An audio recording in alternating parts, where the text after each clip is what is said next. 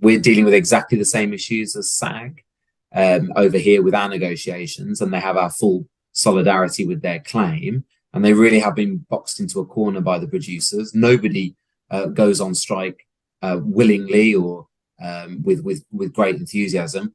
But clearly, after the first 3 or 4 days, that their members are strong and determined to win. The big impact over here you're likely to start seeing in the coming months, if the dispute becomes protracted, SAG will be less willing to agree, and we're entirely supportive of that position, addenda permitting their members to work abroad, and that's what has to happen.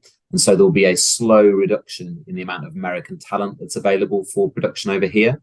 And the suggestion, which I know has been in some parts of the world, that production could move from the United States to Europe or the UK, and that we would tolerate that. Well, that's not going to happen. And we're going to use every legal means possible to prevent it. So the longer the dispute goes on, the bigger the effect that people will see. But the people who will suffer the most from that will be the producers. Hey, hey, ho, ho! Corporate greed has got to go. Hey, hey, ho, ho! The producers could end this dispute tomorrow. SAG doesn't want to be on strike, but they've got a clear set of asks, a clear set of demands.